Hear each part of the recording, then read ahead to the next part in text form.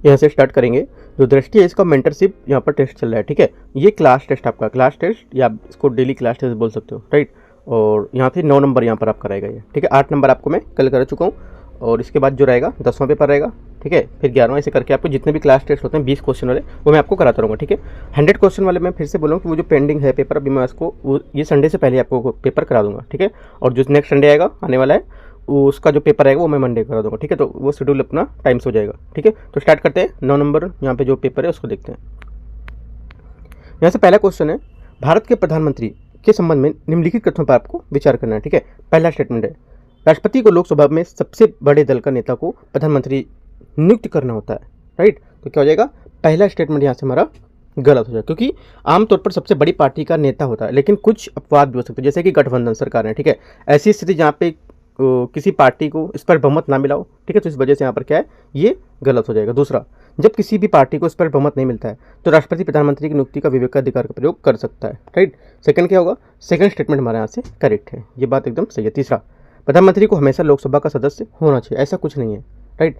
एकमात्र शर्त ये होती है कि प्रधानमंत्री जो पहले से ही सदन का सदस्य नहीं है, उसे अपनी नियुक्ति के 6 माह के भीतर लोकसभा या राज्यसभा से किसी एक के लिए निर्वाचित होना चाहिए, ठीक है। तो सेकंड भी गलत, थर्ड भी गलत हो जाएगा। 1 और 3 गलत है, हमारा आंसर क्या हुआ, मतलब केवल एक स्टेटमेंट यहाँ पे हमारा सही है, तो केवल एक यहाँ से आंसर हो जाएगा, ए नंबर। सेकंड क्वेश्चन है, भारत में प्रधानमंत्री की नियुक्ति के संदर्भ में निम्नलिखित कथनों पर कौन सा सही नहीं है, ठीक है। कौन सा सही नहीं पूछा है यहाँ पे। पहला स्टेटमेंट देखते हैं यहाँ से, इसमें बोल रहे हैं प्रधानमंत्री सरकार का मुख्य प्रवक्ता होता है, ठीक है। जो प्रधानमंत्री है सरकार का मुख्य प्रवक्ता होता है, पहला आपका क्या है, करेक्ट है, सही है। दूसरा, प्रधानमंत्री भारत का प्रधानमंत्री जो है भारत के अटॉर्नी जनरल जैसे प्रमुख अधिकारियों की नियुक्ति के संबंध में राष्ट्रपति को सलाह दे सकता है, राइट। ये भी स्टेटमेंट हमारा करेक्ट है। तीसरा, प्रधानमंत्री राष्ट्रपति परामर्श किए बिना किसी भी मंत्री को बर्खास्त कर सकता है, ऐसा नहीं है। सिफारिश, देखो, जब सिफारिश प्रधानमंत्री बर्खास्त करेगा तो उसके लिए एक राष्ट्रपति की भागीदारी के बिना यहाँ पे एक तरफा नहीं कर सकता, उसको परामर्श लेना पड़ेगा, ठीक है। तो यहाँ पर ये गलत हो जाएगा, राइट। 2 हमारे करेक्ट था, पहला करेक्ट था, दूसरा करेक्ट था, तीसरा यहाँ से गलत होगा। तो पूछा क्या है, कौन सा सही नहीं है, मतलब कौन सा गलत है, तो हमारा आंसर डी, तीसरा गलत है। थर्ड नंबर क्वेश्चन है, राज्यों के मुख्यमंत्री की नियुक्ति के संबंध में निम्नलिखित तथ्यों पर आपको विचार करना है। मुख्यमंत्री की नियुक्ति भारत के राष्ट्रपति द्वारा की जाती है, ठीक है। तीसरा यहाँ पे क्वेश्चन है ये। तो पहला स्टेटमेंट में यहाँ से क्या हो जाएगा, पहला स्टेटमेंट हमारे यहाँ से गलत है, क्योंकि राज्यपाल को संविधान में निर्धारित विनिमय के आधार पर मुख्यमंत्री की सलाह के अनुसार यहाँ पर कार्य करना चाहिए, तो पहला यहाँ से हमारा गलत हो गया। दूसरा, राज्यपाल सामान्यतः विधानसभा में बहुमत दल का नेता का मुख्यमंत्री चुनता है, ठीक है, या नियुक्ति करता है। सेकंड हमारे यहाँ से करेक्ट है, जिसको बहुमत प्राप्त होगा उसी को यहाँ पर क्या मुख्यमंत्री चुनेगा। ऐसा व्यक्ति जो राज्य विधानमंडल का सदस्य नहीं है उससे अधिकतम 6 महीने के लिए मुख्यमंत्री नियुक्ति यहाँ पर किया जा सकता है, राइट। तीसरा भी हमारा क्या है, सही है। तो आंसर क्या हो जाएगा, आंसर हमारे 2 सही है, एक तो दूसरा और एक यहाँ पे हमारा करेक्ट था, कौन सा, दूसरा सही था और एक तीसरा सही है, ठीक है। पहला गलत था, तो आंसर हमारा हो जाएगा 2 और 3, मतलब 2 स्टेटमेंट हमारे यहाँ से करेक्ट है। चौथा नंबर, मुख्यमंत्री द्वारा ली जाने वाली शपथ के संबंध में निम्नलिखित कथनों में से कौन सा सही है, ठीक है। पूछे कौन सा सही, जो भी सही होते हैं या गलत हो, ये पूछ रहा है कौन सा सही है, तो साइड में आप टिक मार लो, सही पूछा है। यहाँ पे जैसे क्वेश्चन में पूछा था इधर वाले में 3 नंबर में गलत कौन सा, तो गलत आप यहाँ पे साइड में लिख लेते, तो आपको क्वेश्चन सॉल्व करोगे तो दिखेगा कौन सा गलत या सही पूछा था, ठीक है। यहाँ पे पूछे कौन सा सही है, तो देखते हैं। मुख्यमंत्री भारत की संप्रभुता और अखंडता को बनाए रखने की शपथ लेता है, राइट। तो पहला स्टेटमेंट हमारा यहाँ से करेक्ट हो जाएगा, सही बोला। दूसरा, मुख्यमंत्री के लिए आवश्यक नहीं है कि वह मंत्रिपरिषद में चर्चा किए गए मामलों के संबंध में गोपनीय बनाए रखे, राइट। सेकंड क्या गलत है, क्योंकि इस गोपनीयता को भंग करने से परिषद के भीतर जो विश्वास है उसकी कमी और सरकार की स्थिरता यहाँ पर कमजोर हो सकती है, तो ये गलत हो जाएगा। तीसरा, मुख्यमंत्री को गोपनीयता की शपथ मंत्रिमंडलीय बैठक के दौरान चर्चा किए गए मामले के संचार में प्रतिशत लगाती है, राइट। तीसरा हमारे यहाँ से ए भी करेक्ट है, ठीक है, क्योंकि इसका मतलब ये होता है कि मंत्रिमंडलीय जो बैठक है उसमें की गई चर्चा और निर्णय गोपनीय रहने चाहिए, ठीक है। यहाँ पे प्रतिशत लगाती है, तो हमारा यहाँ पे करेक्ट हो गया। 2 करेक्ट है, पहला और तीसरा, तो आंसर क्या हो जाएगा हमारा, आंसर यहाँ से हमारा हो जाएगा इसका बी, 1 और 3। 5वां नंबर है, नीति आयोग के बारे में निम्नलिखित कथनों पर आपको विचार करना है, कौन सा सही है। नीति आयोग की स्थापना 1 जनवरी 2015 को योजना आयोग के उत्तराधिकारी के रूप में यहाँ पर की गई थी। उत्तराधिकारी मतलब उसके बाद में जो आएगा आने वाला था, ठीक है। तो पहला जो हमारा स्टेटमेंट है यहाँ से 5वें का, ये करेक्ट है। दूसरा है, नीति आयोग संसद के अधिनियम द्वारा स्थापित एक वैधानिक निकाय है। सेकेंड हमारे यहाँ से गलत हो जाएगा, क्योंकि ये वैधानिक निकाय नहीं है, इसे भारत सरकार के कार्यकारी प्रस्ताव द्वारा स्थापित किया गया, तो ये गलत हो जाएगा। भारत का प्रधानमंत्री नीति आयोग के अध्यक्ष के रूप में कार्य करता है, ठीक है, तीसरा स्टेटमेंट करेक्ट है। चौथा, नीति आयोग का उद्देश्य राज्यों के बीच सहकारी संघवाद को बढ़ावा देना है, राइट। चौथा क्या होगा, चौथा भी आपका करेक्ट होगा। तो हमारे 3 करेक्ट है, 1, 3, 4, आंसर हमारा हो जाएगा बी। छठा नंबर क्वेश्चन देखते हैं। छठवां नंबर है, भारत में विधायी विषयों के वितरण के संबंध निम्नलिखित तथ्यों पर आपको विचार करना है। संघ सूची में राष्ट्रीय महत्व के विषय यहाँ पर क्या है, शामिल है, ठीक है। पहला स्टेटमेंट हमारा यहाँ से करेक्ट हो जाएगा छठे का। दूसरा देखते हैं, राज्य सूची राज्य विधानसभाओं को संघीय हस्तक्षेप के बिना विशेष रूप से मामलों के कानून बनाने में अनुमति देती है, ठीक है। सेकंड क्या होगा, सेकंड स्टेटमेंट यहाँ से हमारा गलत होगा, क्योंकि संसद विशिष्ट परिस्थितियों में राज्य सूची के विषय पर कानून बना सकती है, जैसे कि राष्ट्रीय आपातकाल के दौरान यदि राज्यसभा ये करते हुए प्रस्ताव को पारित करती है तब, ठीक है। इसलिए राज्य विधान में संघीय हस्तक्षेप हो सकता है, तो क्या होगा, सेकंड गलत हो जाएगा। समवर्ती सूची में वे मामले शामिल हैं जिन पर संसद और राज्य विधानमंडल दोनों कानून बना सकते हैं, लेकिन टकराव की स्थिति में संघीय कानून ही मान्य होगा। तीसरा क्या है, तीसरा स्टेटमेंट हमारे यहाँ से करेक्ट होगा। चौथा, अपशिष्ट शक्तियाँ राज्य विधानमंडलों में निहित होती हैं, गलत है। ये क्या होगा, देखो जो इसमें संसद द्वारा बनाया जो इसका तात्पर्य होता है कि कानून या विधान किसी भी नए क्षेत्र मौजूद सूची के अंतर्गत नहीं आएंगे, ठीक है। उन्हें संसद द्वारा कानून बनाया जाएगा, ना कि विधान मंडल द्वारा। तो ये हमारा गलत हो जाएगा। सही कौन सा है, 1 और 3 पूछे कौन सा सही होगा, सही पूछा है ना, तो 2 स्टेटमेंट हमारे यहाँ से करेक्ट है छठे में। सातवां नंबर, अखिल भारतीय सेवाओं के संबंध में निम्नलिखित तथ्यों पर आपको विचार करना है। ये पूर्णतः राज्य सरकारों के प्रत्यक्ष नियंत्रण में होती हैं, ठीक है। तो पहला स्टेटमेंट यहाँ से हमारा गलत हो, क्योंकि अखिल भारतीय सेवा केंद्र और राज्य संयुक्त रूप से नियंत्रित यहाँ पर करता है, गलत हो गया। दूसरा, इन्हें केंद्र द्वारा भर्ती और प्रशिक्षित यहाँ पर किया जाता है, सेकंड आपका यहाँ से करेक्ट है। तीसरा, संविधान किसी भी अखिल भारतीय सेवा को मान्यता नहीं देता है, राइट। तीसरा स्टेटमेंट हमारा गलत है, क्योंकि आर्टिकल जो 312 है ये अखिल भारतीय सेवा को मान्यता देता है, तो तीसरा गलत हो गया। चौथा, इनका उद्देश्य राज्यों के प्रशासन में एक रूपता सुनिश्चित करना, राइट। चौथा आपका करेक्ट हो जाएगा। कितने करेक्ट हैं, 2, एक तो दूसरा और चौथा, तो 2, 4 करेक्ट है, तो बी हमारे यहाँ से 7वें का आंसर हो जाएगा, ठीक है। पूछा क्या था इसमें, कौन सा सही नहीं पूछा था, सॉरी। देखो सही अगर होगा तो हमारा 2, 4 होगा, यहाँ पे दिख रहा है आपको। अगर गलत होगा तो गलत पूछा है तो 1 और 3 यहाँ से हो जाएगा। इसका आंसर 1 और 3 ए, ठीक है। मैंने आपको सब बता दिया, सही गलत जो भी पूछा आप यहाँ पे कर सकते हो। 8वां नंबर है, राष्ट्रीय अनुसूचित जाति आयोग NCSC जिसको बोलते हैं, national commission for schedule caste, ठीक है। उसके उद्भव और कार्यों के संदर्भ में निम्नलिखित तथ्यों पर कौन सा सही है पूछा है, ठीक है। मूलतः अनुच्छेद 338 में अनुसूचित जातियों और अनुसूचित जनजाति के लिए एक विशेष अधिकारी का यहाँ पर प्रावधान किया गया था, ठीक है। तो हमारा जो 8वां है यहाँ से, इसका पहला स्टेटमेंट आपका करेक्ट हो जाएगा। दूसरा स्टेटमेंट है यहाँ से, राष्ट्रीय अनुसूचित जो आयोग है, जनजाति आयोग, स्थापना 89वें संविधान संशोधन 2003 के बाद एक स्वतंत्र निकाय के रूप में यहाँ पर की गई थी। सेकंड भी हमारा क्या है यहाँ पे करेक्ट हो जाएगा, ठीक है। सेकंड भी करेक्ट है। तीसरा, आयोग को अपनी गतिविधि और अनुसूचित जातियों के लिए सुरक्षा के उपाय के कार्यान्वयन संबंध में राष्ट्रपति को प्रतिवर्ष रिपोर्ट देनी होती है, ठीक है। तीसरा भी हमारे यहाँ से करेक्ट है। तो तीनों स्टेटमेंट हमारे क्या यहाँ से करेक्ट है, तो सभी 3 सी हमारे यहाँ से आंसर हो जाएगा।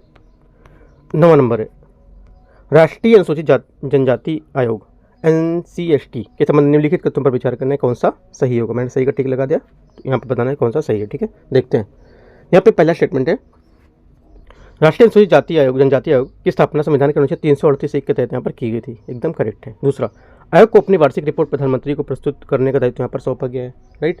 सेकंड जो स्टेटमेंट हमारा रहेगा यहाँ पर ये गलत है, ठीक है, क्योंकि जो राष्ट्रीय अनुसूचित जनजाति आयोग इसकी वार्षिक रिपोर्ट राष्ट्रपति को प्रस्तुत करने को यहाँ पर सौंपा जाएगा, न कि प्रधानमंत्री को।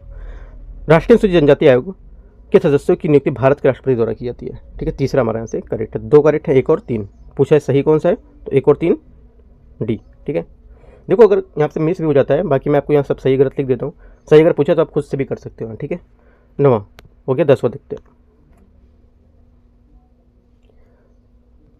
सूचना का अधिकार अधिनियम का अनुपालन सुनिश्चित करने के लिए केंद्रीय सूचना आयोग की भूमिका के बारे में निम्नलिखित कथनों में कौन सा सही पूछा है, ठीक है। कौन सा सही है ये देखते हैं इसमें 10वें में। पहला, CIC सार्वजनिक प्राधिकारियों की सूचना के अधिकार के संबंध में अधिकारियों के लिए प्रशिक्षण प्रावधानों की बढ़ाने का यहाँ पर निर्देश दे सकता है, ठीक है। तो 10वें का मेरा जो पहला स्टेटमेंट है आपका करेक्ट हो जाएगा। दूसरा है, CIC को अधिनियम के अंतर्गत बिना कारण बताए किसी आवेदन को अस्वीकार करने का अधिकार यहाँ पर होता है, राइट। सेकेंड स्टेटमेंट हमारा गलत है, क्योंकि जो अधिनियम के अनुसार वैध कारण आपको बताना पड़ेगा, ये बिना बताया यहाँ पर ऐसा नहीं, ये गलत होगा, ठीक है। CIC अधिनियम के प्रावधानों की अनुरूपता को बढ़ावा देने हेतु उपाय सुझाव दे सकता है, ठीक है। तीसरा आपका यहाँ से करेक्ट है। चौथा, सीसी केवल कार्रवाई की सिफारिश कर सकती है, अनुपालन लागू नहीं कर सकती है। ये आपका गलत है, अनुपालन भी लागू कर सकेगी। ठीक है, तो 2 गलत हैं, 2 सही है। पूछे कौन सा, तो कौन सा क्या सही होगा हमारा, कौन सा सही है, 1 और 3। ठीक है, तो देखते हैं स्टेटमेंट में 1 और 3 किधर है। 1 और 3 आपका यहाँ से पहले में आ जाएगा। ठीक है, 11 नंबर क्वेश्चन, निम्नलिखित में से कौन सा कार्य केंद्रीय सतर्कता आयोग द्वारा निष्पादित किए जाते हैं। ठीक है, पहला स्टेटमेंट यहाँ से, ये भ्रष्टाचार निवारण अधिनियम 1988 के अंतर्गत अधिकारियों के विरुद्ध शिकायतों की जांच करता है, करेक्ट हो जाएगा। दूसरा, ये भ्रष्टाचार जांच के संबंध में दिल्ली विशेष पुलिस प्रतिष्ठान कामकाज की निगरानी करता है, ये भी आपका करेक्ट है। तीसरा, केंद्रीय मेंशन ब्यूरो सीबीआई में अधिकारियों की नियुक्ति की सिफारिश करता है। ठीक है, तीसरा भी यहाँ पे करेक्ट है। चौथा, यह राज्य सरकार के अंतर्गत सभी सतर्कता गतिविधि पर नजर रखता है, ये गलत है, क्योंकि राज्य सरकार स्तर पर सतर्कता मामलों में इसका अधिकार क्षेत्र नहीं होता है, ये गलत हो जाएगा। तो ओनली हमारे 3 करेक्ट हैं। सही उत्तर पूछा है तो 1, 2, 3 सही है यहाँ पे, तो हमारा आंसर हो जाएगा 11 का डी। 12 नंबर, भारत में मंत्रिमंडल समिति के संबंध निम्नलिखित कथनों पर आपको विचार करना है। मंत्रिमंडल समिति का उल्लेख भारत के संविधान में यहाँ पर किया गया है, राइट। तो पहला यहाँ पर स्टेटमेंट गलत हो जाएगा, यहाँ पर ऐसा कोई उल्लेख यहाँ नहीं किया गया।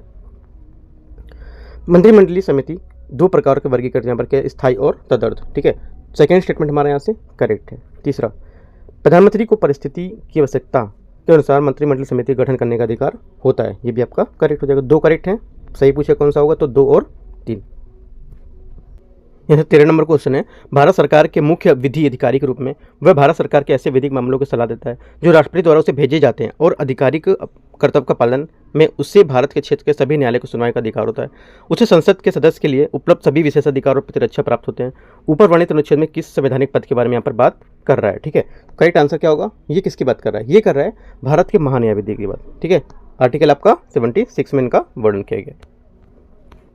14 नंबर है, भारतीय संविधान के अनुच्छेद 75 के अनुसार मंत्रियों की नियुक्ति की जिम्मेदारी संबंध निम्नलिखित कथनों में से कौन सा सही है। ठीक है, देखते हैं इसमें। देखो यहाँ से जो हमारा पहला स्टेटमेंट है ये आपको गलत होगा, क्योंकि राष्ट्रपति कुछ परिस्थितियों में प्रधानमंत्री की सलाह के बिना मंत्री की नियुक्ति कर सकता है, ऐसा नहीं है। ठीक है, मंत्रिपरिषद में मंत्रियों की कुल संख्या लोकसभा की कुल संख्या का 15% से अधिक नहीं हो सकती है, सेकंड आपका करेक्ट है। तीसरा, दल बदल के आधार पर निर्धारित जो संसद सदस्य मंत्री बनने के लिए निर्धारित होगा। ठीक है, तीसरा क्या होगा, तीसरा भी आपका करेक्ट होगा। चौथा, प्रधानमंत्री किसी भी समय अविश्वास प्रस्ताव की आवश्यकता के बिना मंत्री को हटा सकता है, राइट, ये स्टेटमेंट करेक्ट है। हमारे 2, 3, 4 करेक्ट है, तो आंसर हो जाएगा डी नंबर। अगला 15 नंबर क्वेश्चन, भारत के संविधान में निहित केंद्र और राज्य के बीच वित्तीय संबंध के बारे में निम्नलिखित कथनों पर विचार करना है। संसद को संघ सूची में सूचीबद्ध विषय पर कर लगाने का विशेष अधिकार, जबकि राज्य विधानसभाओं को उस राज्य सूची में सूचीबद्ध का लगाने का यहाँ पर जो सूचीबद्ध विषय पर कर लगाने का अधिकार होता है। ठीक है, तो 15 का हमारा जो पहला स्टेटमेंट है यहाँ से ये करेक्ट हो जाएगा। दूसरा, 101वें संविधान संशोधन अधिनियम 2016 ने समवर्ती सूची में कर कानून समवर्ती क्षेत्राधिकार की अनुमति दी थी, सेकंड गलत हो जाएगा, क्योंकि ये 101वां संविधान संशोधन जो था वो जीएसटी को लेकर था यहाँ पर। ठीक है, तो यहाँ पर ये नहीं होगा, तो हमारा यहाँ से ये गलत हो जाएगा। अगला देखते हैं, तीसरा नंबर, तीसरा स्टेटमेंट है, समानता केंद्र और राज्य के बीच कर राजस्व के वितरण की सिफारिश करने के लिए राष्ट्रपति द्वारा प्रत्येक 5 वर्ष में वित्त आयोग का यहाँ पर गठन किया जाता है। ठीक है, तीसरा हमारा करेक्ट होगा। चौथा, राष्ट्रीय पात्रता के दौरान राष्ट्रपति केंद्र और राज्यों के बीच राजस्व संवैधानिक वितरण को संशोधित कर सकते हैं, ये भी आपका करेक्ट हो जाएगा। तो आपका कौन सा करेक्ट है, ऊपर पहला गलत था, दूसरा सही था, तीसरा सही था और चौथा सही, 3 आपके करेक्ट हैं, 2, 3, 4। दूसरा गलत था, सॉरी, आपका यहाँ पे जो मैंने कराया था ऊपर दूसरा गलत था, दिखा देता हूँ फिर से मैं। यहाँ से देखो आपका पहला यहाँ करेक्ट था, ठीक है, क्योंकि जीएसटी वाला आ रहा था, दूसरे में एक गलत हो गया था। 1 करेक्ट था और नीचे से 3 और 4 करेक्ट हैं, राइट। तो हमारा 1, 3, 4 यहाँ से क्या हो जाएगा, इसका आंसर हो जाएगा 1, 3, 4 ये बी। 16 नंबर, लोकसभा में महिलाओं के प्रतिनिधित्व के संदर्भ में निम्नलिखित कथनों पर विचार करना है कि कौन सा सही है। ठीक है, 18वीं लोकसभा में महिला प्रतिनिधियों का प्रतिशत 15% से अधिक है। ठीक है, तो 16 का हमारा जो पहला स्टेटमेंट है ये आपका गलत है, क्योंकि ये प्रतिनिधियों का प्रतिशत 13.6% है। ठीक है, 13.6% है, जो 15% से अधिक नहीं है, तो गलत हो गया आपका। दूसरा, 17वीं लोकसभा में महिलाओं का प्रतिनिधित्व सर्वाधिक था। ठीक है, सेकेंड स्टेटमेंट हमारा यहाँ से करेक्ट है। कितना था, 14.4 के आसपास था। अगला, 18वीं लोकसभा में महिला प्रत्याशियों का प्रतिशत 17वीं लोकसभा की तुलना में अधिक था। तीसरा स्टेटमेंट आपका ये भी गलत है, क्योंकि ये कम था उनकी तुलना में। ठीक है, 9.7 कुछ करके था यहाँ पर, और उसमें जो आंकड़ा था वो 10.7 था कुछ, तो ये आपका गलत हो जाएगा। ओनली 1 करेक्ट है, हमारा एक स्टेटमेंट करेक्ट है, सिर्फ 2, तो बी हमारे यहाँ से आंसर हो जाएगा 16 का। 17, निम्नलिखित देशों पर विचार करना है। इटली, रूस, चीन, जापान, जर्मनी, इनमें से कितने देश ग्रुप ऑफ 7 G7 के सदस्य हैं? करेक्ट आंसर हमारा जो 17 नंबर है, इसका आंसर हो जाएगा आपका, देखो जो G7 के हैं, इसमें G7 में आपके आ जाएंगे, एक तो जर्मनी हो गया, ठीक है, और UK, France, Canada, US, Italy, Japan, ये सब होंगे, ठीक है। इसमें इटली दिया हुआ है, ठीक है, और क्या है, इटली के बाद आपका जापान है, यहाँ पे जापान दिया हुआ है, जर्मनी यहाँ पे नहीं होगा, जर्मनी भी होगा, यहाँ पे है जर्मनी इसमें, और क्या है 17 G7 पूछ रहा है कि सदस्य हैं, पूछा है ना, तो इटली हो गया है, और इटली है, जर्मनी है, जापान है, रूस, चीन यहाँ पर नहीं होगा, ठीक है। 3 यहाँ पर इटली है, जापान है और जर्मनी, 3 यहाँ पे होंगे, ठीक है। तो आंसर हमारा हो जाएगा केवल 3 सही है, केवल 3 बी हमारे यहाँ से इसका आंसर होगा, ठीक है। बाकी आप देख सकते हो, एक बार मैं इसका पिक होगा वो भी आपको डाल दूंगा टेलीग्राम पे। अगला देखते हैं 18 नंबर क्वेश्चन, प्राथमिकता प्राप्त क्षेत्र PSL के संबंध में निम्नलिखित कथनों पर आपको विचार करना है। इसका उद्देश्य समाज के सुभेद और आर्थिक रूप से कमजोर वर्गों के लिए ऋण तक पहुँच जो समावेशी विकास है उसको प्रोत्साहित करना, ठीक है। तो क्या हो जाएगा, पहला स्टेटमेंट हमारे यहाँ से करेक्ट है। दूसरा, 1969 में गाडगिल समिति ने ऋण वितरण के लिए क्षेत्रीय दृष्टिकोण को प्रस्ताव देकर PSL की नींव रखी थी, राइट। तो सेकंड क्या होगा, सेकंड स्टेटमेंट हमारे यहाँ से, सेकंड स्टेटमेंट ये भी आपका करेक्ट है, ठीक है। दोनों स्टेटमेंट हमारे यहाँ से करेक्ट है, तो आंसर हो जाएगा, सही पूछा है तो C। 19 नंबर, ज्वालामुखी भंवर वलय के संबंध निम्नलिखित कथनों में से कौन सा विचार करना है, कौन सा सही होगा, राइट। इनका सर्जन तीव्र रूप से उत्सर्जित ज्वालामुखी गैसों के कारण होता है जो वायुमंडल के डोनट के आकार का मेघ का सर्जन करती है, राइट। तो हमारा जो पहला स्टेटमेंट है ये करेक्ट हो जाएगा। दूसरा, माउंट फूजी, ठीक है, माउंट फूजी हाल ही में वायुमंडल के लगभग पूर्ण भंवर वलय उत्सर्जित यहाँ पर किसने किए हैं, ठीक है। तो ये गलत हो जाएगा क्योंकि माउंट फूजी एक सक्रिय ज्वालामुखी रूप में वर्गीकृत किया गया है, ठीक है। ये यहाँ पर जो प्रस्फुटन था ये यहाँ पर इसका नहीं हुआ है, तो ये गलत हो जाएगा, इसे सक्रिय माना जाता है इसलिए यहाँ पे ये गलत होगा। ओनली 1 करेक्ट है, तो आंसर हमारा ये 19 का करेक्ट हो जाएगा। 20 नंबर लास्ट क्वेश्चन है, भारत में GDP के आधार पर संशोधन के वर्ष निम्नलिखित कथनों पर आपको विचार करना है। सकल घरेलू उत्पाद के आधार पर वर्ष संशोधन उपभोक्ता व्यवहार और कमोडिटी संरचना में परिवर्तन के कारण आर्थिक संकेतों की अस्थिर प्रकृति को प्रतिबिंबित करता है, ठीक है। तो पहला स्टेटमेंट क्या होगा, पहला यहाँ से हमारा करेक्ट होगा क्योंकि ये GDP आधार वर्ष संशोधन संकेतकों और उपभोक्ता व्यवहार पर कमोडिटी संरचना में परिवर्तन दर्शाने के लिए होते हैं, ठीक है। दूसरा, भारत में GDP आधार वर्ष संशोधन संयुक्त राष्ट्रीय लेखा प्रणाली 1993 मानक द्वारा यहाँ पर अधिदेशित है, ठीक है। सेकंड भी आपका यहाँ से करेक्ट है। तीसरा, आर्थिक सटीकता बनाए रखने के लिए आधार वर्ष संशोधन के लिए प्रत्येक 3 वर्ष माना गया यहाँ पे, राइट। तो ये गलत हो जाएगा क्योंकि ये संशोधन हर 5 से 10 वर्ष में किया जाता है, 3 वर्ष में नहीं, तो ये गलत हो जाएगा। ओनली 2 करेक्ट है, 1 और 2, ए हमारा आंसर हो गया। इस टाइप से जो आपका टेस्ट नंबर 9 था, ठीक है, तो टेस्ट नंबर 9 था वो मैंने आपको कंप्लीट करा दिया। उसके बाद टेस्ट नंबर 10 रहेगा, वो भी मैं करा दूंगा, ठीक है। और उसके बाद जो आपका फुल टेस्ट रहता है 100 क्वेश्चन वाला, वो 50-50 क्वेश्चन करके पार्ट 1 पार्ट 2 में वो भी करा देंगे, ठीक है। बाकी मैं टेलीग्राम पे इसको बताता रहता हूँ कब आएगा, कब कौन सा क्या न्यूज़ मतलब इंपॉर्टेंट रहती है वो देता रहता हूँ, तो आप टेलीग्राम पे जुड़ सकते हो, ठीक है। तो यहाँ पे कुछ क्वेश्चन भी मैं शेयर करता रहता हूँ जो इंपॉर्टेंट होते हैं, तो वहाँ पे आप जाके कुछ क्वेश्चन डाउट होता है पूछ सकते हो, right. All the best, thank you.